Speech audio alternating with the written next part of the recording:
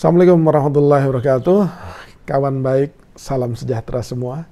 Salam menjernihkan pikiran dan menebar kebaikan.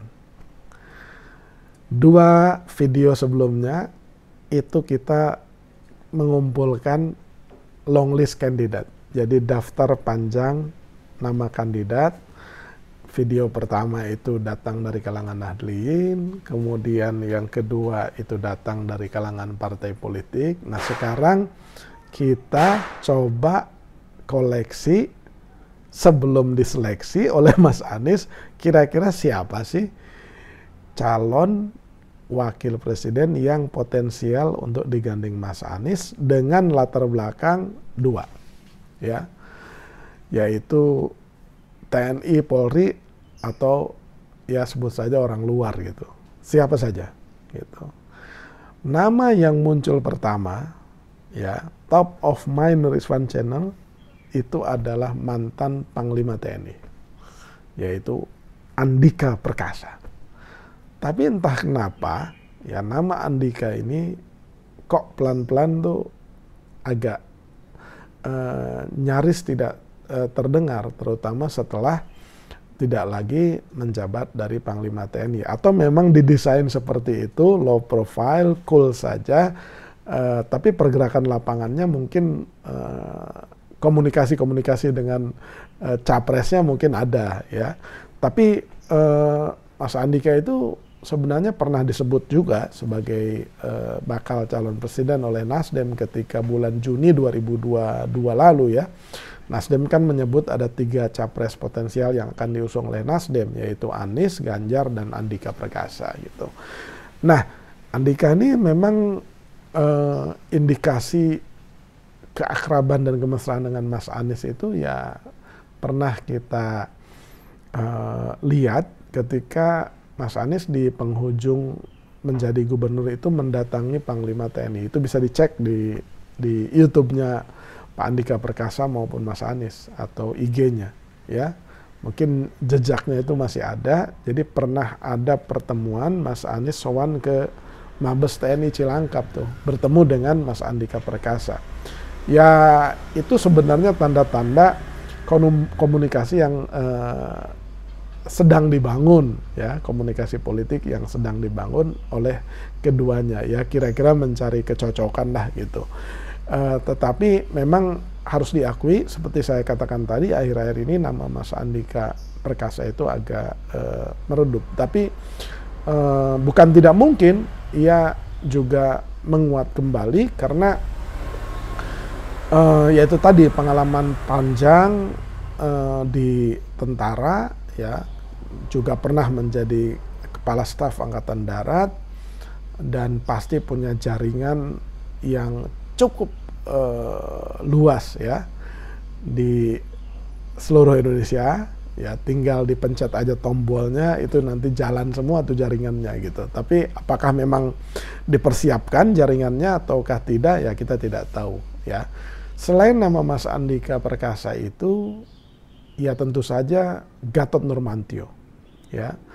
Gatot Nurmantio juga pernah menjabat sebagai Panglima TNI, ya, kalau tidak salah, dan Kasat juga gitu. Nah, dan dikenal sebagai jenderal yang amat sangat kritis dan dalam tanda petik sering berseberangan dengan Pak Jokowi nih di berbagai isu, ya, di berbagai hal, dan Pak Gatot secara berani dan terbuka memang apabila ada kebijakan yang menurutnya kurang tepat, ya itu dia bersuara keras. Nah,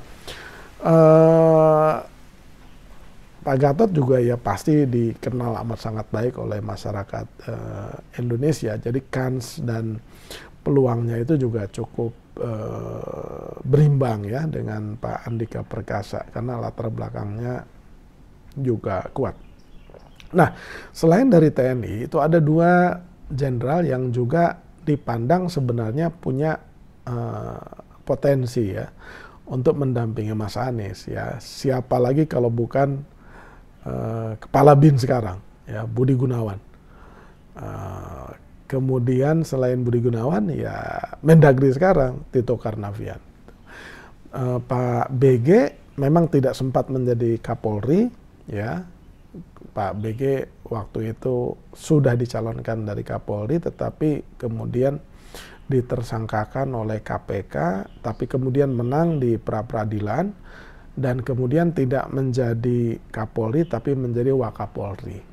Ya, tetapi kemudian ia menjadi Kepala Badan Intelijen Negara, Kepala BIN hingga saat ini, gitu. Jadi ya sebagai jenderal polisi tentu tahu bagaimana menggerakkan roda organisasi di lapangan gitu. Nah, jadi juga mulai disebut-sebut kalau Pak BG itu pantas untuk menjadi cawapres siapapun, termasuk cawapresnya Mas Anies Rashid Baswedan gitu. Dan dikenal juga sebagai jenderal yang nasionalis lah gitu. Namanya TNI Polri ya pasti patriotismenya tinggi.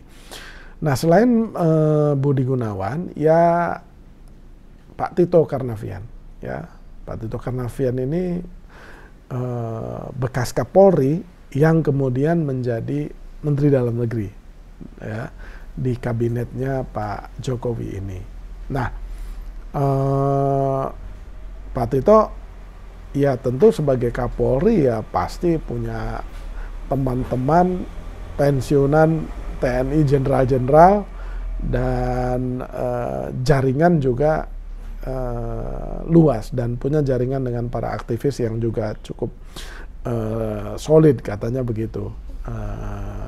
Tito Karnavian ini ya apa namanya lumayan punya ketokohan dan kompetensi, tetapi yang dari polisi ini memang sedang mendapat ujian amat sangat berat karena kasus Verdi Sambo dan Teddy Minahasa, ya. Jadi dari sisi citra, ya citra latar belakang polisi itu akhirnya masyarakat itu suka mengidentikannya polisi sama dengan Verdi Sambo dan Teddy Minahasa, dan itu yang tidak bisa terbantahkan, tinggal bagaimana memperbaiki citra itu saja, gitu. Nah, saya kira itu yang datang dari kalangan TNI Polri. Sebenarnya 4 figur ini ya bukan sejatinya dan sesungguhnya dari kalangan TNI atau Polri, tapi maksudnya itu keempat tokoh ini adalah pernah berkiprah menjadi TNI dan menjadi polisi gitu. Sekarang keempatnya ya masyarakat sipil biasa, sehingga menjadi bagian yang saya maksudkan itu bakal calon presiden dari luar parpol dan nahdliyin tuh. Tapi karena latar belakangnya melekat sebagai mantan TNI dan mantan Polri, ya dengan mudahnya ya latar belakangnya itulah, kira-kira gitu. Kira-kira itu 4 nama yang di luar nama nahdliyin dan parpol. Silahkan kawan baik tulis yang punya preferensinya, kalau datang dari kalangan TNI Polri ini kira-kira siapa yang pantas menjadi bakal calon wakil presiden yang dipilih mendampingi oleh Mas Anies Rashid Baswedan. Demikian kawan baik, mudah-mudahan menambah pengetahuan. Jangan lupa subscribe, like, share, dan komen Nur Iswan Channel. Terima kasih.